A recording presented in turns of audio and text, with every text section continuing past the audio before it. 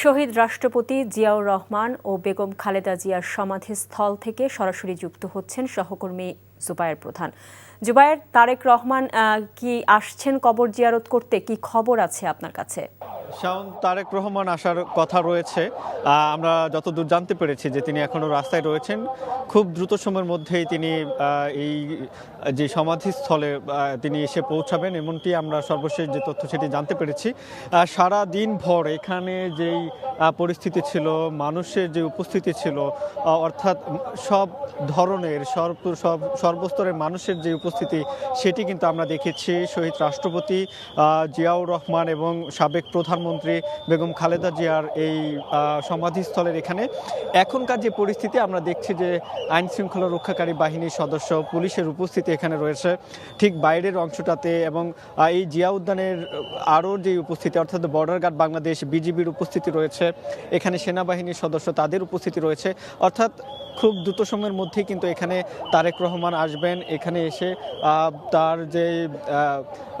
তার যে বাবা এবং তার মার কবর জিয়ারতের যে কথা, সেটি কিন্তু রয়েছে। একই সাথে আজকের যে দিনে, আজকে সারাদিনই কিন্তু এই জিয়া উদ্যানে মানুষের ঢল ছিল, মানুষের যে উপস্থিতি, আমরা এর আগের সংবাদে যেমনটা দেখেছিলাম যে উপচে পড়া ভিড় কিন্তু এই জিয়া উদ্যানে আমরা দেখেছি। এবং এখন এখানে এসে তারেক রহমান আসবেন,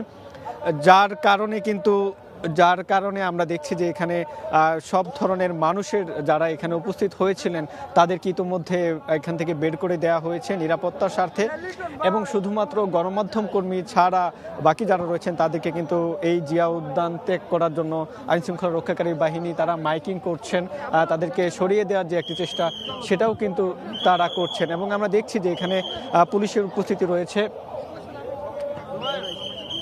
চেয়ারম্যান সিকিউরিটি ফোর্স, সিএসএফ, তারা এখানে নিরাপত্তার যে ব্যাপারটি সেটি তারাও দেখছেন, এবং পুলিশ রয়েছেন।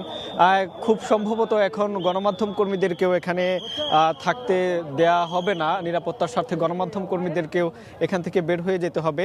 আরেকটা বিষয় জানিয়ে রাখি, আজকের যে বিষয়টি, অর্থাৎ সকালে তারেক রহমানের কন্যা এবং বেগম খালেদা জিয়ার নাতনি ব্যারিস্টার জাইমা রহমান তিনি এখানে এসেছিলেন।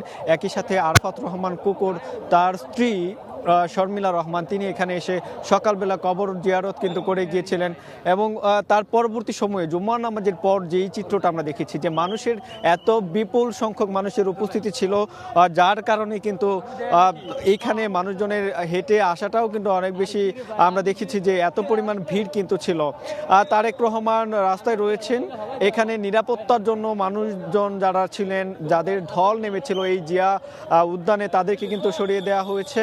এখন গণমাধ্যম কর্মী যারা রয়েছেন তাদেরকেও কিন্তু বেরিয়ে যাওয়ার জন্য নির্দেশনা দেওয়া হচ্ছে। আমরা বাহিরের দিকেই থাকবো, এবং তারেক রহমান আসার পরে এখানকার যে পরিস্থিতি এবং সর্বশেষ যে তথ্য আমরা জানতে পারবো সেটি পরের সংবাদে শাওন আপনাকে আমরা আরও বিস্তারিত জানাতে পারবো। এই ছিল আমার কাছে। এতক্ষণ জানছিলাম শহীদ জিয়া এবং খালেদা জিয়ার সমাধিস্থল থেকে সবশেষ খবর।